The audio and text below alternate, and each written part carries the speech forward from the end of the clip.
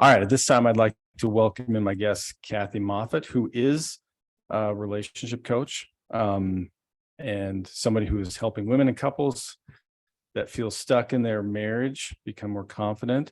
But that's not why she's here today. Although we're going to do a trade-off, right? We're going to do a hard one that I wanted you to do, and then we'll do a relationship one later on down the road when we can fit that in. So, but she's actually here today because it is Mental Health Awareness Month. And she has a story that we're going to have her share about her journey with dealing with a son that struggles with mental illness. And so thanks for coming on the show, Kathy. Absolutely. I'm happy to be here. Yeah. I'm really glad to have you. I was trying to think the other day how long our lives have been intertwined.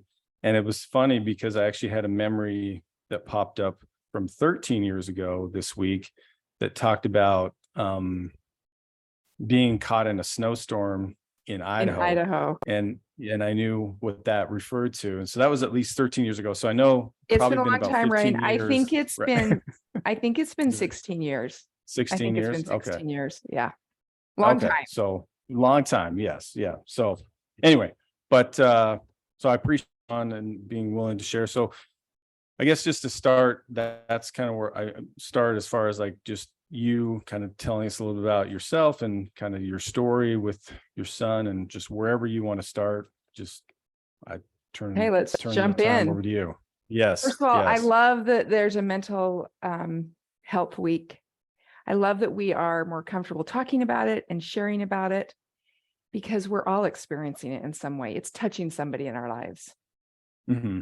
For sure. And for me, it started really early on. My oldest son is 29 now. And when I was thinking about how long I'd worked with you, Ryan, I'm like, oh, we've been dealing with this for like 16, 17 years. But in reality, the first time my son started experiencing paranoia and hallucinations was at 8 years old. And as a young mom, it's your first son, it's pretty scary. He was paranoid anyway, long story, started getting quite paranoid with bugs and the outdoors and had about a 6-month period where he couldn't go outside or play at recess or get out of the car if we were parked by a bush because of the paranoia of bugs. But his journey really escalated about when he was about 11 or 12 years old, and depression set in, anxiety set in, suicidology set in. But it's interesting, Ryan, because I love that you asked me to share my story, because for so long, my story was his story. And my identity was wrapped up in, I was a mother with a son with mental illness. And I really want to be able to separate that. This is my story. He can tell his story someday, but for sure, my story was one of a lot of fear, a lot of disappointment. You know, when you have a young preteen who is talking about suicide, explaining in detail of ways that he wants to end his life, and you're like, what is this? Is this just, is this normal? Is it normal for kids to feel dark or to be sad all the time? But then when alarming things start really happening, I remember the first time he had a really bad morning. We were trying to get ready for school. I had other kids and we were late to school and he was upset, and I was trying to get him out of the car into school. He was in 7th grade at the time. And he turned to me in the car and he said, Mom, he said, if you had spent the night imagining how you would tie a rope to the banister and how long it would need to be to get to the floor, and you had imagined what it would really feel like to wrap that rope around your neck, and then what everybody would experience finding me. He goes, yeah, I could have a bad morning. So it was pretty real at a pretty young age. And I started realizing at that point that this was not just normal preteen depression, but that we were dealing with some pretty serious things here. So okay. So as you kind of like that realization started to set in, what did you then, kind of like step into action type of thing? Was it just more like kind of deer in the headlights, not sure? Like, how did you approach that once you kind of came to that conclusion that we're in some pretty serious, things. I yeah. went into, it was interesting. I was either in action mode or I was in paralyzed mode. Hmm. So I went right into, I called my ecclesiastical leader to look for resources of therapy. I called our pediatrician. It's interesting. I didn't know anybody back then who had a child with mental illness. And so my resources, at least I believed at the time, that they were very limited. So I went into action mode, or when I wasn't in action mode, I felt completely paralyzed. A lot of time hiding in my room. I remember if I could get him to school for the day, I would completely buffer or hide during the day until I knew I had to deal with him again at the end of the day. Mm-hmm. So that's kind of what Okay. it looked like for me. Yeah. Sure. Yeah. Well, you mentioned too, and I know like we're just kind of moving through some of the aspects of it, but like the disappointment aspect too, like that your story is filled with like fear and disappointment. I can imagine some of the fear stuff, but like the disappointment that I was thinking about too, because I think along the way I've learned a lot from, working with your son and even in my own perspective, it's like that notion of like what we expect from ourselves or how we see ourselves moving through something and then expecting them maybe to do the same, or why can't they do it this way or whatever, and then them not being able to do it. There's a lot of disappointment there, but that's disappointment that we experience because we're putting an expectation on them that we feel should be attainable based on us functioning in a quote unquote normal way. But I guess getting to a place of accepting that that's not the case for them, that's It's a tough long place road to maybe, be. or it's a Yeah, it's a tough yeah. place to be because I mean, I had experienced, I would call them some minor disappointment, just things that I had expected him to do. And I remember even in scouting or in sports teams that he would play in, and my husband would make comments. My husband grew up with a lot of brothers, and he would say, I don't think this is quite normal, Kathy. I think that, specific behaviors that we would see. And I felt small disappointments through those because I didn't really know, right? And I had other people telling me, I don't think this is normal. Teachers, principals, coaches. But when the big disappointment started to land was when I realized, okay, wait a minute. I have this idea of a future for my son that he'll be able to participate in life, that he'll be able to serve a mission for our church, that he'll be able to go to college. And it was when he was probably about 14 when I realized none of those things were going to be a reality. I secretly kind of hoped, but the farther we got into it, I knew they weren't a reality. And there was so much disappointment, much disappointment. And Okay. fear, well, what is our life going to look like if none of these things I expected he would happen? So what's going to happen? Right. So when you think about the disappointment, then, I mean, now as you look back, I mean, is there a way that you would wish you could see that differently now, or have seen that at the time? I mean, obviously some of it you kind of you're going to go through just because I think just it's natural to have those wishes or desires for your kids. But yeah, looking back, like, what do you wish you maybe could have known about that or done differently? I mean, maybe there's not much. It just would, part of it would have probably been there, but Well, I mean, it's easy for me to say this in hindsight. And if somebody yeah. in the thick of this, it might sound not possible. But the idea of being able to recognize, okay, wait a minute, that my expectations of what our life was going to look like, it's going to be different. And it really is okay. It is going to be okay. I wish I could have understood, okay, I deal with the problem that's happening today. Whatever comes in the future, I'll be able to deal with it too. Yeah. Yeah. Okay. All right. So I think we got up to about, it was 12ish. So then where did it kind of go once you kind of went into action, started looking for resources? Where did it kind of go from there? Well, once we knew that he was at 13, he started hallucinating, and we knew that this was more than depression, that there was some psychosis going on. For me, my story then turned into being totally afraid of everything. What happens when you put a child on antipsychotics at 13? It went into a lot of fearful situations. We admitted Tyler had his first inpatient stay when he was 14. And that was a fascinating is not maybe the best word, but looking back on it, I went into action mode and it paralyzed my spouse. I remember sitting in the intake room of the hospital, and the doctor is, asking us questions, asking my son questions. And when they do an intake at a mental health facility, what happens is they ask you a series of questions, and then they will evaluate, and they'll say, okay, you can either admit your child or whoever, and they can stay, or you can take them home. And they had told us up front, on rare occasions, we will step in and say, we, by medical whatever reason, we have to admit this child. Anyway, we were one of those cases. So they came back to us and they said, we medically cannot let you take him home. These are the steps you need to do. And my husband was completely paralyzed. He couldn't sign his name. He couldn't make a decision. He couldn't. And I had to go into action mode and be the strong person in the relationship, which actually is a beautiful thing in marriages. Sometimes we do that for each other.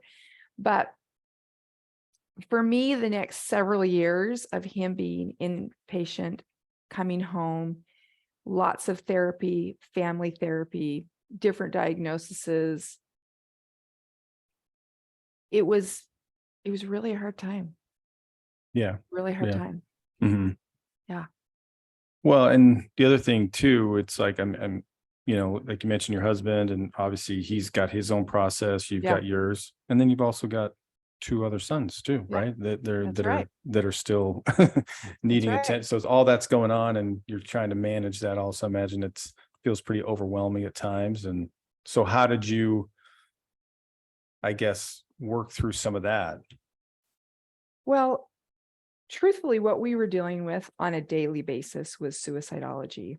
And,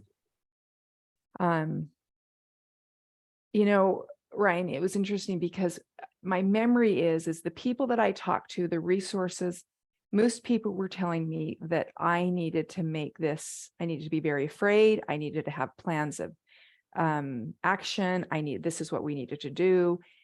And it was suffocating me in the fear of like, is today the day, and what would I do? And so on my own, I wouldn't say on my own, I think with my help, I'm a woman of faith, that with my help with my Heavenly Father, I had to get to the place where suicide had to become neutral for me. And what I mean by that, I had to remove the emotion out of if today was the day that he would end his life. And I don't say that flippantly at all. Right. At all. Yep. And I don't ever want to give the impression that suicide is non-emotional and that we want to think neutral about it. But for me, it was a tool that I developed. I didn't even have the right words for it, that I could still be invested in my life, in my relationship. It was the only way that I could still be a wife and a mother to my other children, and a mother to this son, and a mother to this son. So that was one of the ways that I was able to move through it. But I do think for sure a part of my heart kind of broke off when I was going through this. A lot of things that I used to do that I enjoyed, I wasn't able to do anymore. I wasn't able to do. And if I had to go back, I wish that I could have known that. Yeah. Keep doing things that you enjoy. Your heart, it's okay to have a broken heart, but it is possible to still do things in your life. Yeah. Joy. Well, it's interesting. I was kind of looking at some articles that kind of talked about this topic. And one of the things it said, self-care is critical. And that's, and that kind of goes along with that aspect of it, right? Where it's like you still have to find those things that bring you joy. And maybe there's a part of you that may feel guilty for that. But at the same time, if you're not well, if you're not okay, if you're not strong, it's hard to be that person for them too, right? If you're running on empty all the time, it's like what you have to give is going to be less. So I think that is a critical aspect. One thing, going back to the suicide thing, I actually remember us having a conversation when at sometime over the phone, and you had said that you kind of got to this place of acceptance or neutrality with it. Mhm. And I almost like remember just feeling like a sense of relief, like for you, because it's kind of like at that same time, the idea of, like I said, we're not talking about it in a flippant way, but more in just a way of like, kind of like letting yourself go from maybe the responsibility of I can either do something or not do something that could push that, or, make that worse, or make that more true, or make that whatever, when in reality, the power really is not in your hands, right? To some level, right? So that idea of it kind of being neutral, I think it's a great tool for people. And if there's people out there that, disagree, that's fine. That's okay. But Yeah. I actually really like that. Because again, it's not that I don't care, wouldn't be sad if that happened, but I can't let the fear of that always be governing everything I do or don't do on a day-to-day basis. So yeah. Right. Because it takes over your life. It takes over your marriage. It takes over your service or your friendship. It takes over everything, Yeah. living in Yeah. that fear. And so, yeah, you Yeah. have to find a place where you can step back. And I'm not saying it was like linear and that it just happened. And that once I decided it was always neutral. For Right. sure. It ebbed and flowed, but that was very helpful for me. Okay. Very Yeah. helpful for me. All right. One of the things, other questions I had too, as we're kind of talking about this process for you, because I think this happens for a lot of us in any situation. We want to fix something, right? We want to fix it and have it be better. What was your, I guess, story with fixing it, or kind of how did that work for you as far as fixing maybe your son, or yeah. Well, I really thought I could fix it for Mhm. sure. If Mhm. I found the right doctor, if I found the right therapist, if we got the right meds, or he went to the right school, right? Mhm. And my husband was 100% in fix it mode. Like, Yeah. this is a problem, we're going to solve it. But probably it was the summer he turned 14.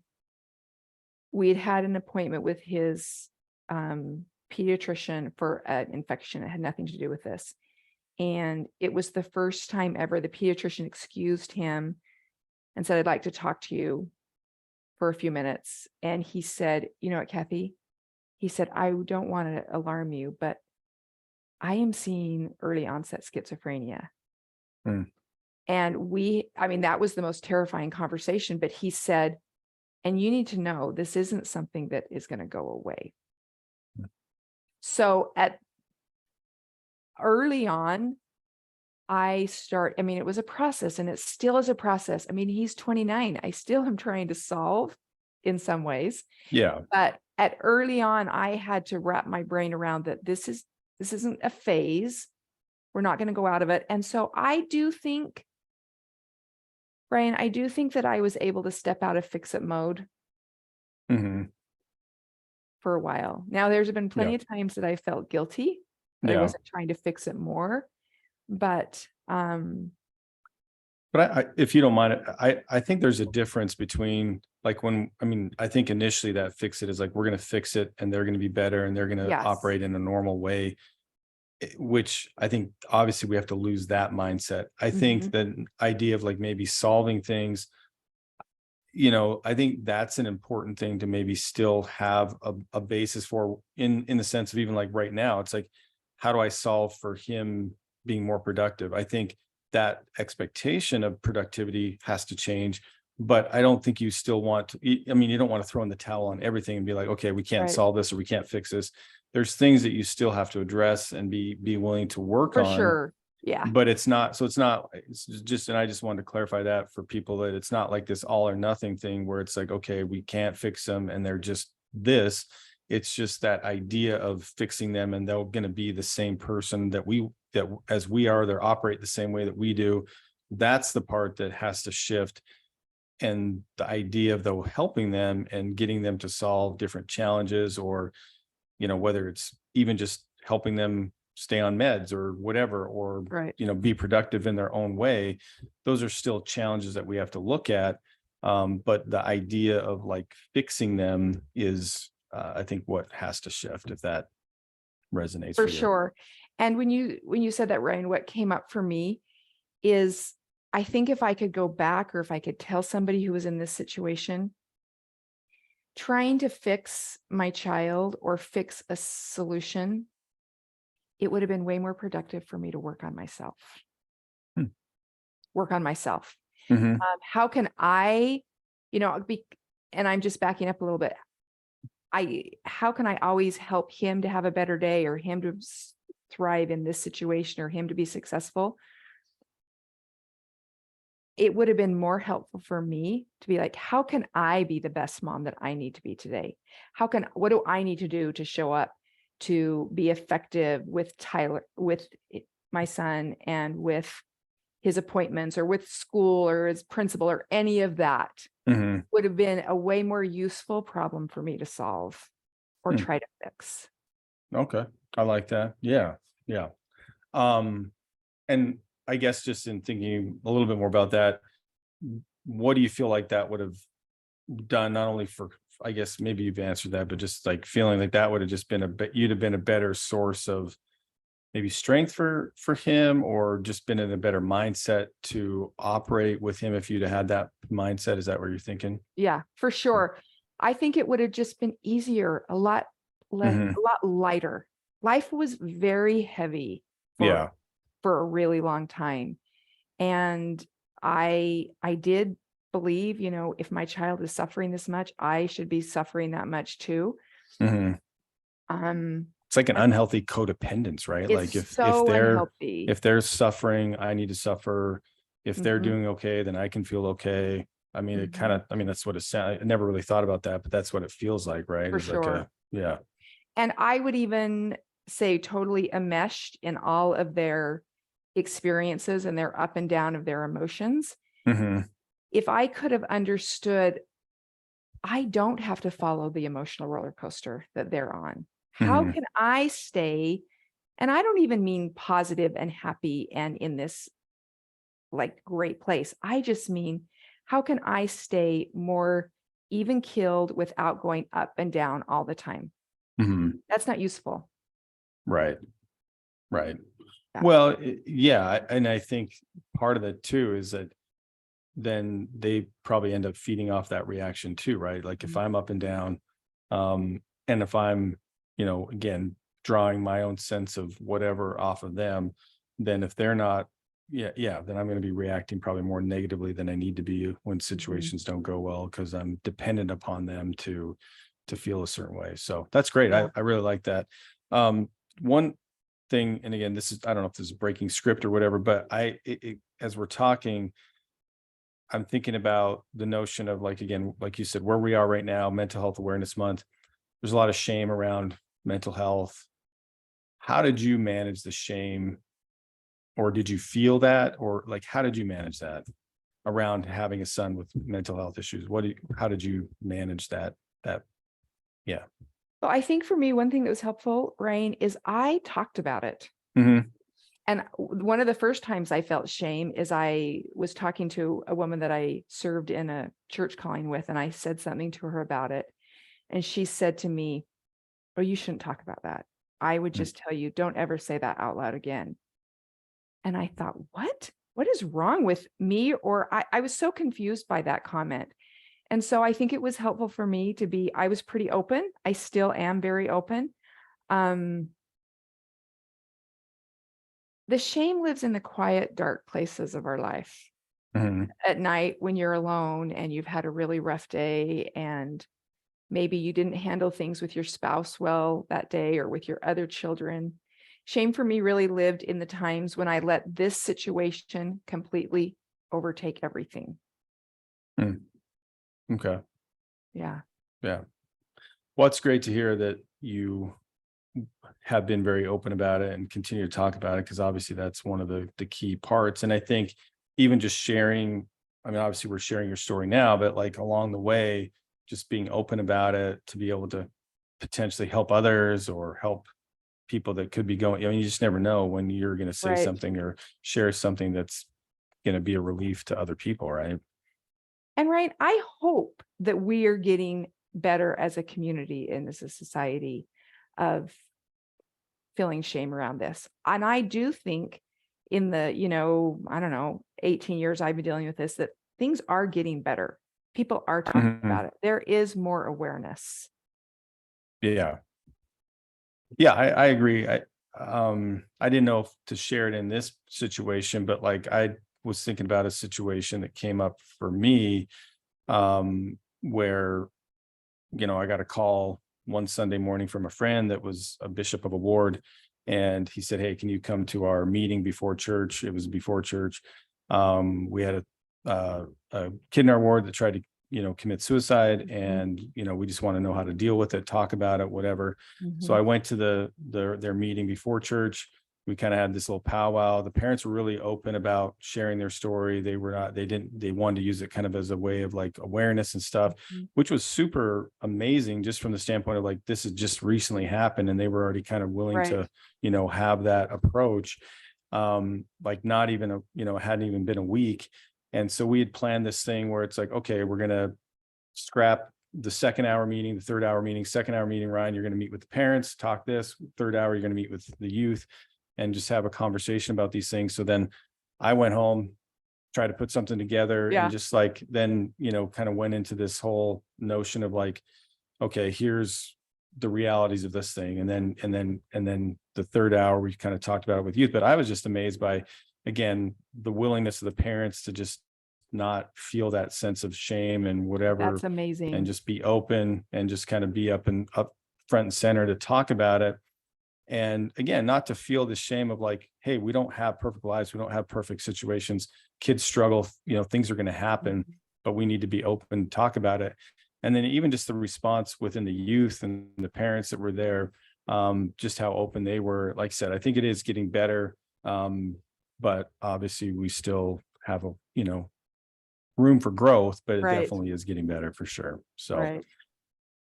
all right. So I don't know, where are we at in your story then? Where are we I don't at? know if we got to, Well, the yeah, interesting thing is my story is ongoing. yeah, for That's sure. the For sure. reality. I Mhm. have an adult, it's definitely interesting. It's totally different world dealing with a teenager with mental illness versus dealing with an adult child with mental illness. So my story is ongoing, Ryan. Okay. Okay. Ongoing. That's good. I mean, if you have a Right. specific question, but the truth is it, it's a lot of hard and it's a Yeah. lot of enduring. And Mhm. anyway, yeah. Yeah. Yeah. I think you've answered this a little bit along the way, but what do you feel like you've learned the most about yourself through the process, which is ongoing, but what have you Yeah, learned that's for so sure about yourself? ongoing. Yeah. I have learned that I am more resilient than I thought. Mhm. I have learned that if I am willing to put in the work to look for resources, I am capable. There is a lot out there. Mhm. I have learned that this is not about me. Mm. For a long time, the belief that I had done something wrong, or if I had parented differently, or like even if I had handled his first episodes of psychosis at 8 years old, if I'd handled it differently, then maybe we would have a different result right now. But I have learned this is his journey, and I am blessed or cursed, whichever, it changes with the day, to be his mother. And I need to worry about what do I need to do to show up as the best mom I can be for him. And Mhm. yeah, that's one of the things I've learned. Yeah. And I think that goes back to stuff you said too, like whether it's Yeah. yourself growing, taking care of yourself. I also really love that what you said about it not being about you. And I think that also is like part of where shame can get in the mix, right? Where it's like we start to feel like, well, I must be bad, or I'm bad, or what did I, and then, and I think even in doing that, that can blind us from dealing with what's in front of us as well too. For When we sure. start to think of it as like, oh, did I do something bad? Did I do something wrong? Is this a punishment for me, or whatever it is? Then that's where our focus is. And then, like I said, I think it can blind us from dealing with just what's in front of us, right? That's right. So, but I think that was really good insight, because I think that is a tendency for parents to jump into that space of like, this is something about me, rather than focusing on the kid themselves and kind of what they might be going through and their experiences, which may have nothing to do with them. Like you said, it may have nothing. It just can be something that is, right. I mean, yeah, like a lot of times being a family therapist too, it's like there are dynamics in a family that can cause stress or cause anxiety, which you can work on. But when it comes to, schizophrenia or full-blown mental, I mean, those are things they're there, right? They're there. They're coming regardless of the environment, regardless of whatever. And so, yeah, anyway, I think that was really, I appreciate that. What about, and I think we touched on this a little bit, but what about things that you wish you knew now, kind of looking back? I think we touched on one of them, but anything else that you wish you would have known kind of looking back, or had a better handle on, or maybe like which is basically to say, what could you tell people that might be in the thick of it, Right. things that would help them, right? I think what I would tell somebody is, don't be afraid to meet your own desires and your own wishes and take care of yourself along this journey. Don't be afraid to be happy and find joy in your life, even when you have a child who's, dreaming and figuring out how they're going to take their life. It seems so like they go against each other. Like, if this tragedy or this horrible thing is happening in my life, then how could I have joy right now in my marriage? Or how could I do anything that brings me pleasure, or even just something that is exciting? Spend time on doing something. So that's kind of, I mean, that the whole term of self-care, I think that's plays a role in it. But don't be afraid to take care of yourself too. Don't be afraid to put energy and emotion and time into your marriage, your other children. The child with mental illness, we can set that down for even a couple hours and do other things, if that makes sense. Yeah. What I also wish that I would have known, or that I would tell somebody, and I hope that this comes off in a positive way, is it's a long haul. This is what we in our church call enduring to the end. And living in a place from totally being afraid of that isn't useful. So trusting yourself, we're going to get through this. I will get what I need in the moments that I need it. If there are days or moments or hours that are good, enjoy them, relish them.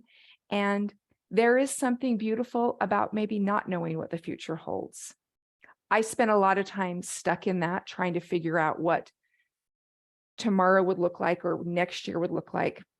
I remember, I think every doctor we've worked with and every therapist, and Ryan, you've asked me this so many times, where do you want him to be in a year? And I wish I would have had the foresight to say, you know what, it actually doesn't matter. We're going to just stay present in today, because there was so much fear in the future. It's okay. Does that make sense? I don't know if I was very clear with that. No, that makes sense. Yeah. That makes a lot of sense. Because like I said, I think that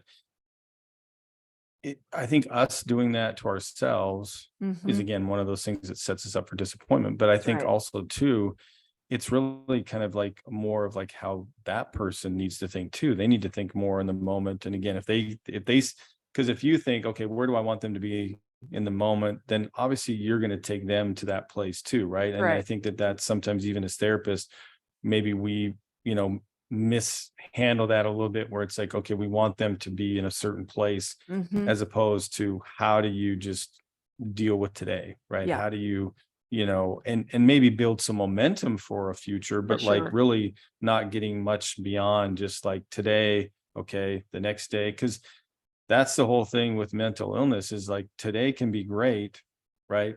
And tomorrow I could forget to take my meds, and then the next day I forget to take them, and then all of a sudden I'm spiraling and That's whatever, right. and you're like, oh shit, like Yeah. like, so anything that I thought was maybe going well now is, now it's back to whatever and maybe worse, and now we got to reset whatever. So I do think that's great advice, because the where do I want them to be in a year, where do I want them to be in a month, um I mean, yeah, it's very much just today. Well, and even Ryan, if I could have had those discussions, not from a place Mhm. of fear, but maybe a place of more confidence and hope, like Mhm. the talking about the future was so just paralyzed me with fear. And Mhm. so if I could have been taken on the idea that it's okay that I don't know the future, maybe that's a beautiful gift that I don't know the future.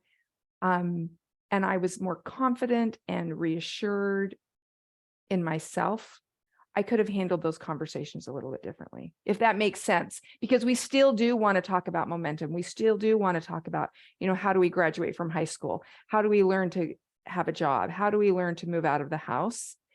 But if I could have come from a place, not from fear, it would have been different for me. Yeah. That's the whole goal here. And that I hope my message is, my story is, this isn't my son's story, what's happening with him.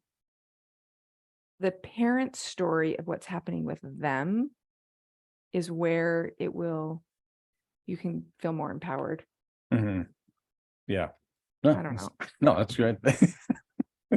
You don't know, but you do know. That was great. Yeah. I don't know if that made sense. It made a lot of sense. And I think, like I said, kind of taking it back to, like I said, this is the parent story, this is my story. Mhm. It's going to be different than the person going through it and their story, because it just is. And that's what you're trying to kind of help with today. That's why I brought you on, is to kind of talk about your experience from the other side, and dealing with, a son that has mental illness, and what that was like for you, and how that can be, helpful to others that might be Yeah. going through it. So I think that was great. So Okay. One more thing that I would yeah. tell somebody who is going through this is, if you could, this idea, I used to think a lot, my husband and I are not on the same page. We disagree with treatments, or I think we should medicate, he doesn't. I think we should do therapy, he doesn't. Or I let this be a problem between us. And Mm. I would tell somebody now, even if you don't agree completely, even if you have different methods, if you could adapt the mindset, it's me and my spouse against this problem, that is so much more useful. Like, we will Mhm. figure this out together, and maybe it's okay. It's not a problem that we disagree, but letting it be something that's always living in between you and your spouse is pretty difficult. Yeah. Pretty difficult. So that would Yeah. be one piece of advice I would give somebody is, first of all, find a way to, and I think I said this earlier, in your marriage, if you are married, in your relationship, to set that down for a bit and be able to talk and enjoy and build a beautiful relationship with that set aside sometimes. And then also, we will figure this out together. It's us against the problem instead of the problem between us. Yeah. That's great. I appreciate that. That's a good place to probably tie it up, because I think that is, definitely critical. And, it's already going to be a challenging thing. And then if it starts to rip away the relationships that you have with your spouse or your other kids or whatever, Mhm. then it's, it makes it even more so a challenge. So yeah, I think that's great. Well, I really appreciate you coming on and talking about this, and Absolutely. sharing your insights. And like I said, we definitely will do a more, not that this was I mean, enjoyable. It wasn't, I mean, I don't know if you want to call it fun, but it's fun to talk was and to good. share things. Yeah. Yeah.